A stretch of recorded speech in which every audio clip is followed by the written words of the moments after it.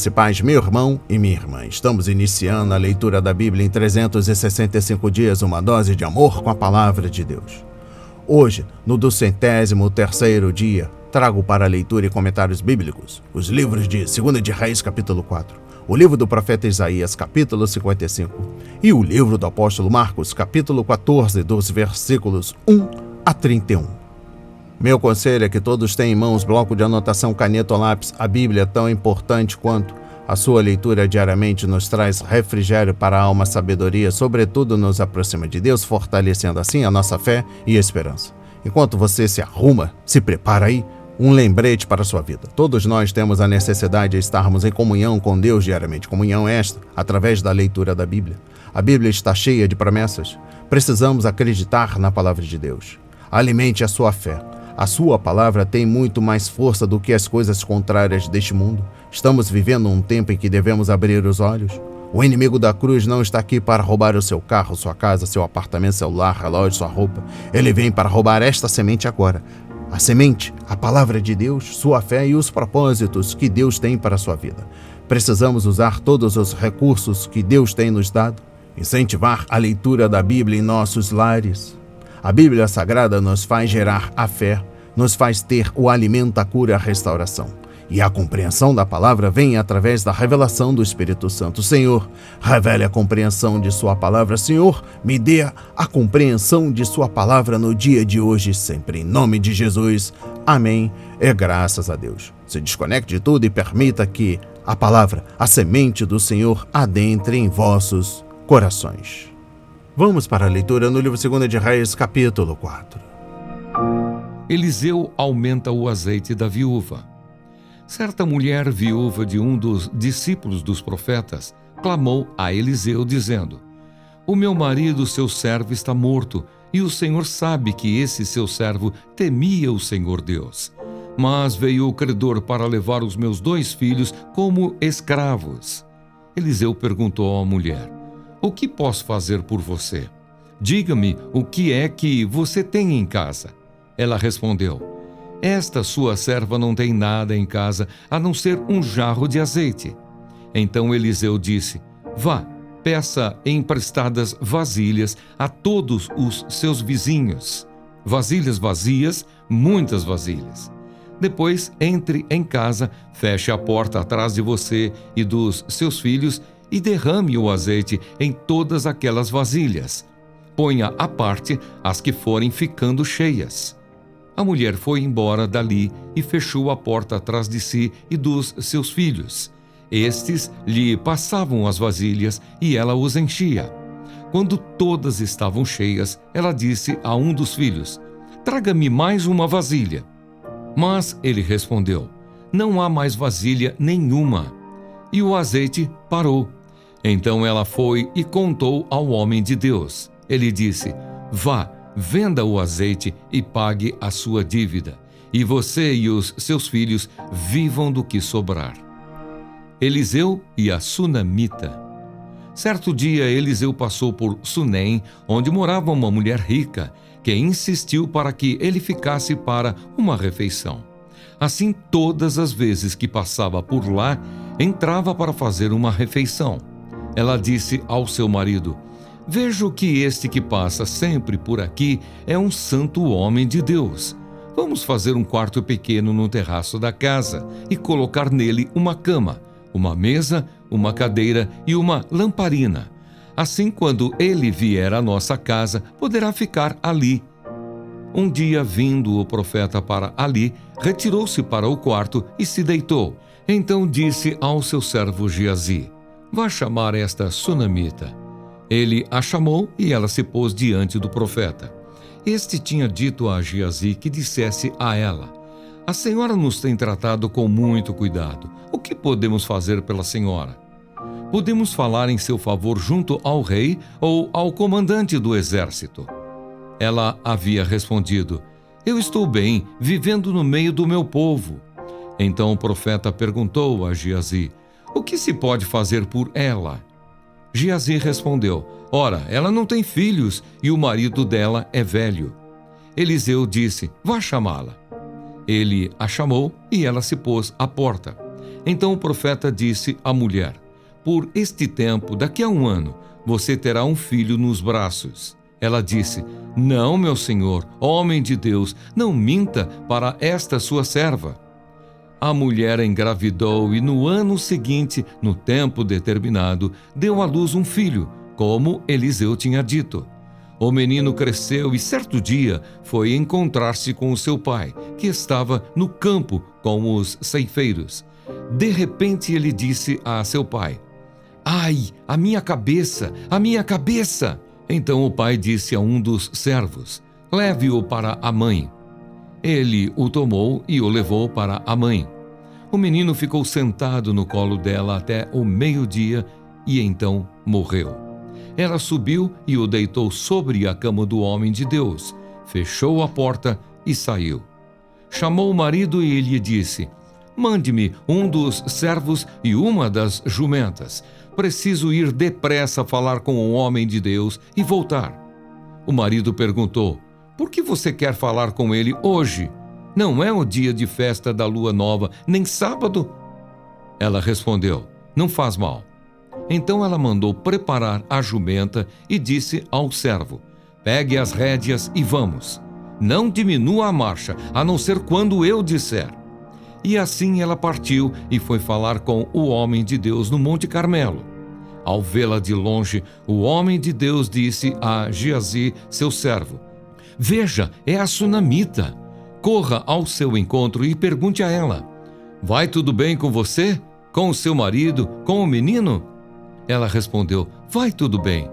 Quando ela chegou ao homem de Deus no monte, agarrou-se aos pés dele. Geazi se aproximou para arrancá-la, mas o homem de Deus lhe disse: deixe-a, porque a sua alma está em amargura, e o Senhor escondeu isso de mim, não me revelou nada a respeito. Então a mulher disse: por acaso eu pedi a meu senhor algum filho? Eu não lhe disse que não me enganasse? Então o profeta disse a Geazi: cinja os lombos, pegue o meu bordão e vá. Se encontrar alguém, não o cumprimente. E se alguém cumprimentar você, não responda. Ponha o meu bordão sobre o rosto do menino. Porém a mãe do menino disse: tão certo como vive o Senhor e como você vive, não o deixarei. Então Eliseu se levantou e foi com ela.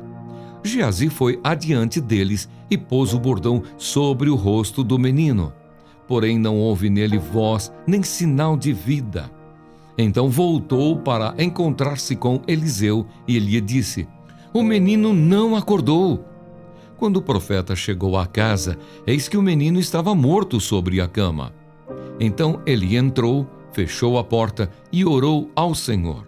Subiu à cama, deitou-se sobre o menino e, pondo a sua boca sobre a boca dele, os seus olhos sobre os olhos dele e as suas mãos sobre as mãos dele, se estendeu sobre ele, e o corpo do menino aqueceu.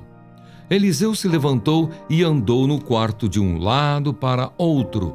Tornou a subir a cama e se estendeu sobre o menino. Este espirrou 7 vezes e abriu os olhos.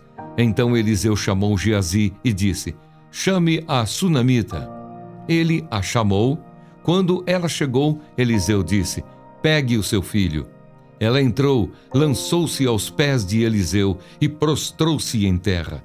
Pegou o seu filho e saiu. A morte que havia na panela é tirada. Eliseu voltou para Gilgal. Havia fome naquela terra. Quando os discípulos dos profetas estavam sentados diante dele, Eliseu disse ao seu servo: ponha a panela grande no fogo e faça um cozido para os discípulos dos profetas. Então um deles saiu para o campo, a fim de apanhar ervas. Ele achou uma trepadeira silvestre e, colhendo os frutos, encheu a sua capa com eles.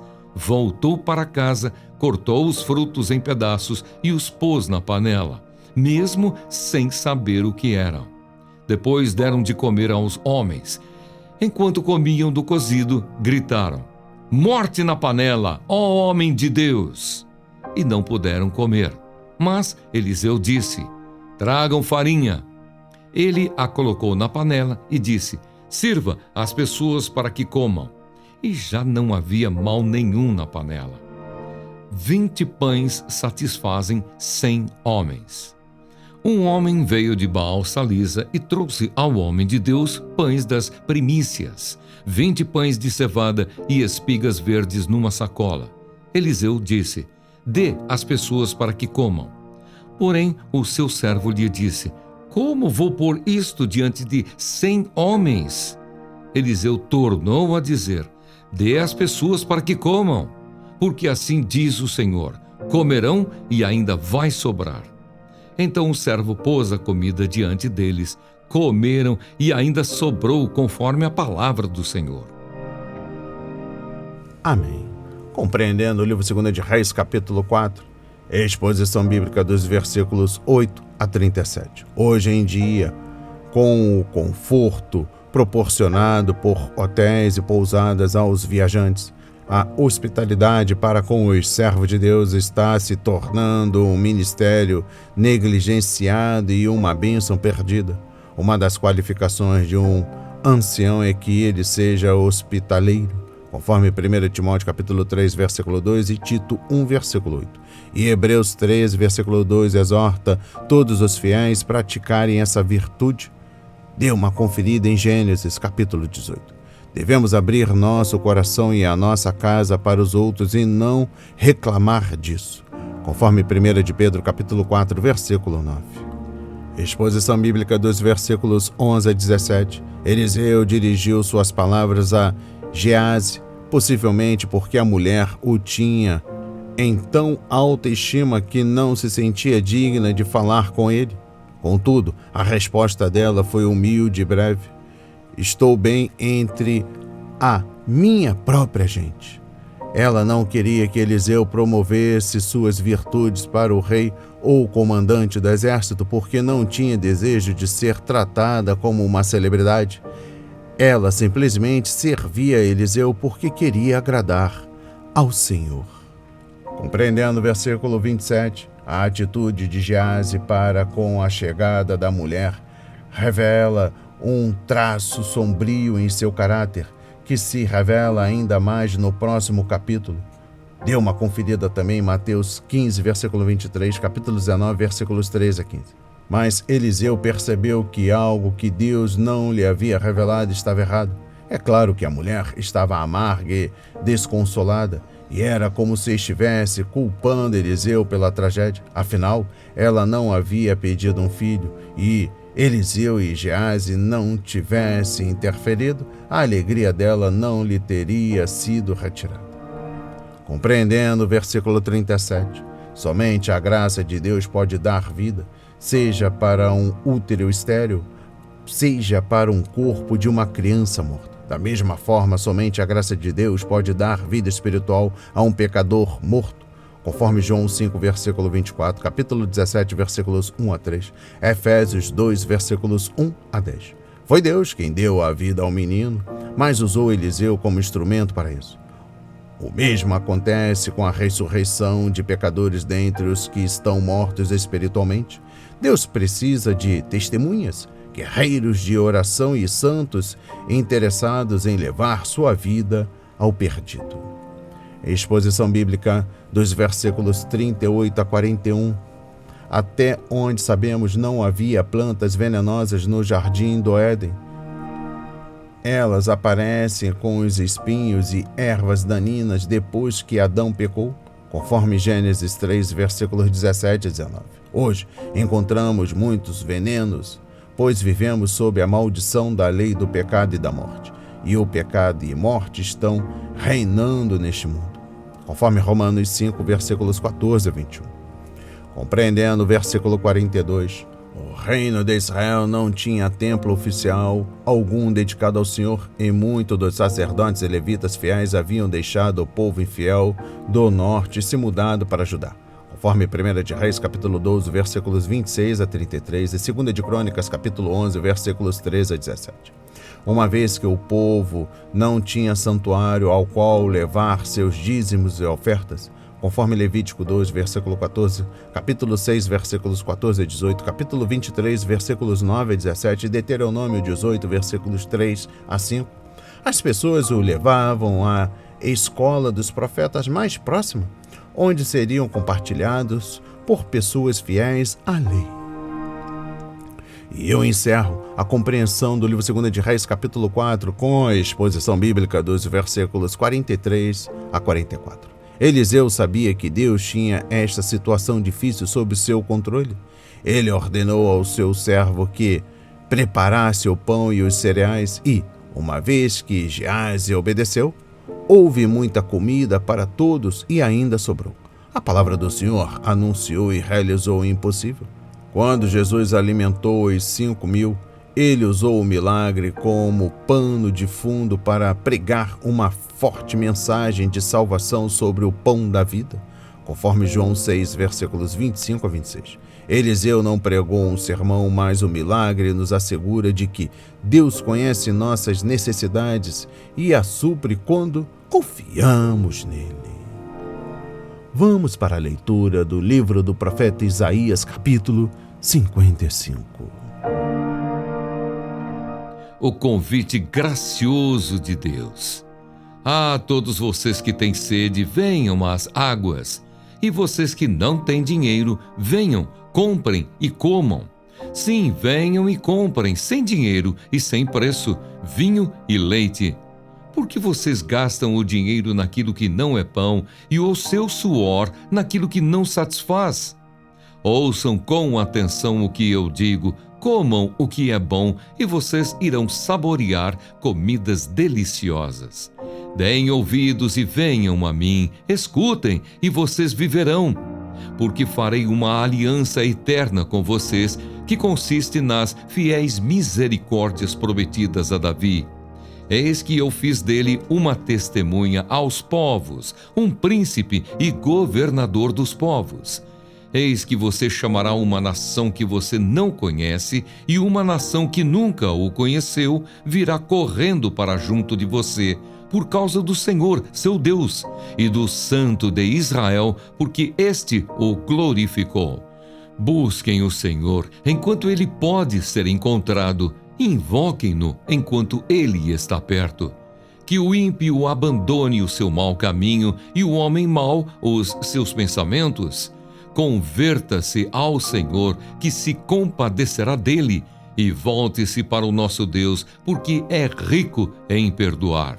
Porque os meus pensamentos não são os pensamentos de vocês, e os caminhos de vocês não são os meus caminhos, diz o Senhor. Porque assim como os céus são mais altos do que a terra, assim os meus caminhos são mais altos do que os seus caminhos, e os meus pensamentos são mais altos do que os pensamentos de vocês. Porque assim como a chuva e a neve descem dos céus, e para lá não voltam, sem que primeiro reguem a terra e a fecundem, e a façam brotar, para dar semente ao semeador e pão ao que come, assim será a palavra que sair da minha boca. Não voltará para mim vazia, mas fará o que me apraz e prosperará naquilo para que a designei. Vocês sairão com alegria e em paz serão guiados. Os montes e as colinas romperão em cânticos diante de vocês, e todas as árvores do campo baterão palmas. Em lugar do espinheiro crescerá o cipreste, e em lugar da sarça crescerá a murta. E isso será glória para o Senhor e sinal eterno que nunca se apagará. Amém. Compreendendo o livro do profeta Isaías, capítulo 55, uma exposição bíblica do capítulo 55, versículo 1 ao capítulo 56, versículo 8. Deus faz um convite triplo aos gentios. Venham, conforme capítulo 55, versículos 1 a 5. Busquem, conforme versículos 6 a 13. E adorem, conforme capítulo 56, versículos 1 a 8. Exposição bíblica dos versículos 1 a 5. A primeira parte do convite, venham, se estende a todos e não apenas aos judeus. Quem tem sede daquilo que realmente satisfaz, conforme João 4, versículos 10 a 14, é bem-vindo. Como em Isaías 25, versículo 6, o profeta descreve as bênçãos de Deus em termos de uma grande festa, onde o Senhor é o anfitrião. Exposição bíblica dos versículos 6 a 13. Quando Deus libertou seu povo da Babilônia e o levou em segurança de volta à terra que lhe pertencia, isso foi um testemunho para as outras nações.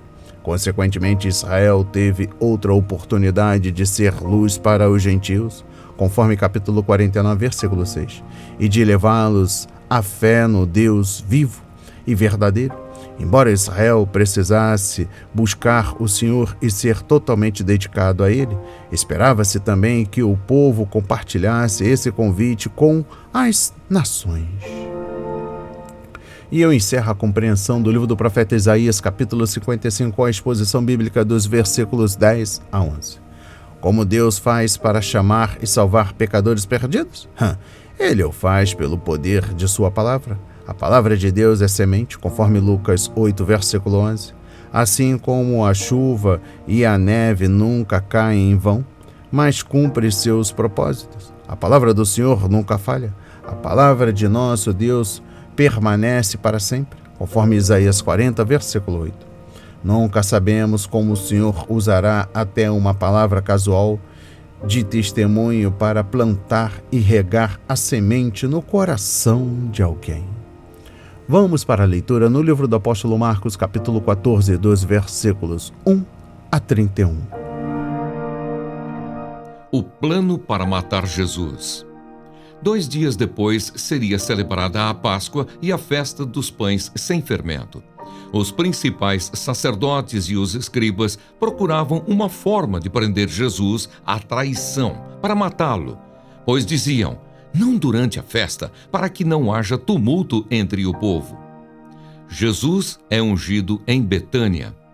Quando Jesus estava em Betânia fazendo uma refeição na casa de Simão, o leproso, veio uma mulher trazendo um frasco feito de alabastro com um perfume muito valioso de nardo puro.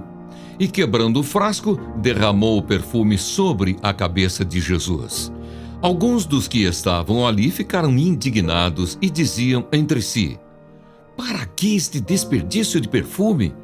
Este perfume poderia ter sido vendido por mais de 300 denários para ser dado aos pobres. E murmuravam contra ela, mas Jesus disse: deixem a mulher em paz, porque vocês a estão incomodando. Ela praticou uma boa ação para comigo, porque os pobres estarão sempre com vocês e, quando quiserem, podem fazer-lhes o bem. Mas a mim vocês nem sempre terão. Ela fez o que pôde. Ungiu o meu corpo antecipadamente para a sepultura. Em verdade lhes digo que onde for pregado em todo o mundo o Evangelho, também será contado o que ela fez, para a memória dela. O pacto da traição. E Judas Iscariotes, um dos 12, foi falar com os principais sacerdotes para lhes entregar Jesus. Eles, ouvindo isto, se alegraram e prometeram dar dinheiro a ele. Nesse meio tempo, Judas buscava uma boa ocasião para entregar Jesus. Os discípulos preparam a Páscoa. E no primeiro dia da festa dos pães sem fermento, quando se fazia o sacrifício do cordeiro pascal, os discípulos de Jesus lhe perguntaram: onde quer que façamos os preparativos para que o Senhor possa comer a Páscoa? Então Jesus enviou 2 dos seus discípulos, dizendo-lhes: vão até a cidade. Ali um homem trazendo um cântaro de água sairá ao encontro de vocês. Sigam esse homem e digam ao dono da casa em que ele entrar que o mestre pergunta: onde fica o meu aposento no qual comerei a Páscoa com os meus discípulos? E ele lhes mostrará um espaçoso cenáculo mobiliado e pronto. Ali façam os preparativos. Os discípulos saíram, foram à cidade e, achando tudo como Jesus lhes tinha dito, prepararam a Páscoa. O traidor é indicado. Ao cair da tarde, Jesus chegou com os 12. Quando estavam à mesa e comiam, Jesus disse: em verdade lhes digo que um de vocês, o que come comigo, vai me trair. E eles começaram a entristecer-se e a perguntar-lhe, um por um: por acaso seria eu? Jesus respondeu: é um dos 12, o que comigo põe a mão no prato. Pois o Filho do Homem vai, como está escrito a seu respeito. Mas ai daquele por quem o Filho do Homem está sendo traído. Melhor seria para ele se nunca tivesse nascido. A ceia do Senhor. E enquanto comiam, Jesus pegou um pão e, abençoando-o, o partiu e lhes deu, dizendo: tomem, isto é o meu corpo. A seguir, Jesus pegou um cálice e, tendo dado graças, o deu aos seus discípulos e todos beberam dele. Então lhes disse: isto é o meu sangue, o sangue da aliança derramado em favor de muitos. Em verdade lhes digo que nunca mais beberei do fruto da videira até aquele dia em que beberei o vinho novo no reino de Deus. E tendo cantado um hino, saíram para o Monte das Oliveiras. Pedro é avisado. E Jesus disse aos discípulos: serei uma pedra de tropeço para todos vocês, porque está escrito: ferirei o pastor e as ovelhas ficarão dispersas. Mas depois da minha ressurreição, irei adiante de vocês para a Galileia. Então Pedro disse a Jesus: ainda que o Senhor venha a ser um tropeço para todos, não o será para mim. Mas Jesus lhe disse: em verdade lhe digo que hoje, nesta noite, antes que o galo cante 2 vezes, você me negará 3 vezes. Mas Pedro insistia com mais veemência: ainda que me seja necessário morrer com o Senhor, de modo nenhum o negarei. E todos os outros diziam a mesma coisa. Compreendendo o livro do apóstolo Marcos, capítulo 14, versículos 1 a 31, exposição bíblica dos versículos 3 a 9. Este versículo ocorreu 6 dias antes da Páscoa, o que o situa na sexta-feira, antes da entrada triunfal, conforme João 12, versículo 1. Ao mencionar o episódio entre os relatos sobre o conluio para prender Jesus, conforme Marcos 14, versículos 1 e 2, versículos 10 a 11, Marcos contrastou a traição de Judas e dos líderes com o amor e a lealdade de Maria. A feiura dos pecadores deles torna a beleza do sacrifício de Maria ainda mais significativa. Nem Marcos nem Mateus mencionam a mulher, mas João nos diz que era Maria, de Betânia, a irmã de Marta e Lázaro, conforme João 12, versículos 1 e 2. Maria é encontrada 3 vezes na história dos evangelhos, e em todas as ocasiões descritas, ela está aos pés de Jesus. Compreendendo o versículo 3, foi uma oferta cara que ela deu ao Senhor. O nardo era importado da Índia, e o frasco inteiro teria custado o equivalente à renda anual de um trabalhador comum. Marta ofereceu em abundância e com amor. Ela não teve vergonha de demonstrar seu amor por Cristo em público. Exposição bíblica dos versículos 6 a 9. Jesus elogiou Maria e aceitou seu presente generoso. Ela conhecia o coração de Judas e entendia por que os outros discípulos seguiam o mau exemplo do apóstolo que se tornaria o traidor. Ele também conhecia o coração de Maria e, rapidamente, a defendeu, conforme Romanos 8, versículo 33 a 39.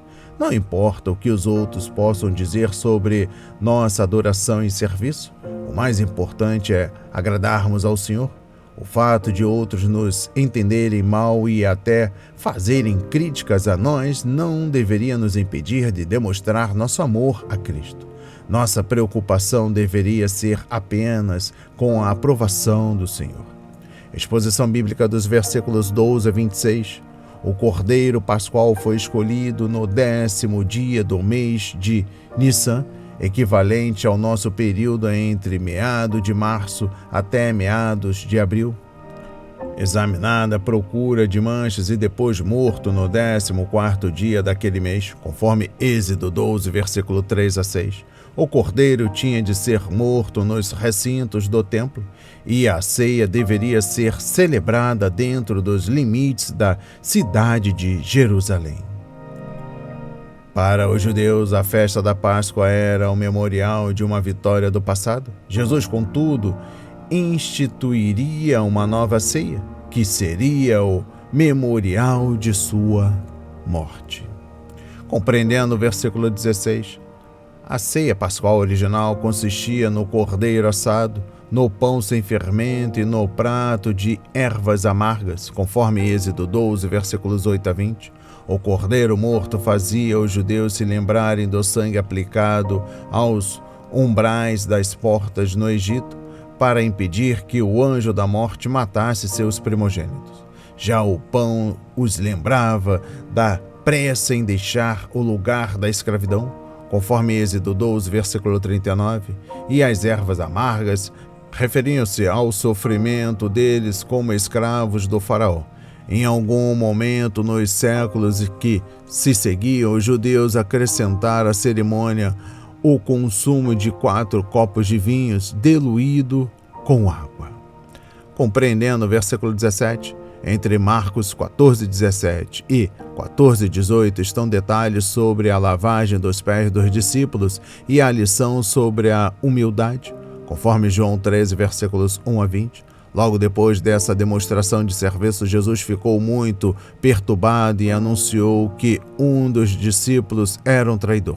Essa revelação surpreendeu todos os seus seguidores, exceto Judas, que sabia que o Messias estava se referindo a ele. Até o fim, Jesus escondeu dos outros discípulos a identidade de seu traidor, pois queria dar a Judas todas as oportunidades de abandonar o pecado. Ele até lavou os pés daquele que iria traí-lo. Se Pedro tivesse sabido a verdade sobre Judas, ele poderia ter sido tentado a matá-lo. Compreendendo o versículo 18, Jesus disse que seu traidor havia até comido o pão com ele à mesa. No Oriente, partir o pão com alguém significa fazer um pacto de amizade e confiança mútua. Partir o pão e depois trair seu anfitrião seria o ato de traição mais desprezível. No entanto, até esse detalhe serviu para o cumprimento da palavra de Deus. Salmos 41, versículo 9. Exposição bíblica dos versículos 22 a 24. Depois que Judas saiu de cena, Jesus instituiu o que os cristãos comumente chamam de ceia do Senhor ou Eucaristia. A palavra Eucaristia vem de um vocabulário grego que significa dar graças. Antes do cálice, Jesus tomou um dos pães sem fermento, abençoou, partiu e disse aos seus homens: "Isto é o meu corpo." E em seguida ele tomou o cálice da Páscoa, abençoou e entregou a eles, dizendo: "Este é o meu sangue."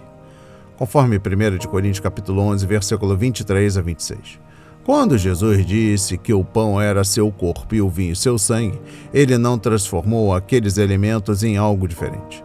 Quando os discípulos comeram o pão, ele ainda era pão, e quando eles beberam o vinho, ele ainda era o vinho. No entanto, o Senhor deu um novo significado ao pão e ao vinho, de modo que, daquele momento em diante, eles serviriam como memoriais de sua morte. Em 1 Coríntios capítulo 11, versículos 24 a 25, Paulo usa a expressão "façam isso em memória de mim". A palavra memória carrega a ideia de uma participação presente de um evento passado. Uma vez que Jesus está vivo, temos comunhão com ele pela fé, enquanto celebramos a ceia do Senhor, conforme 1 Coríntios capítulo 10, versículos 16 a 17.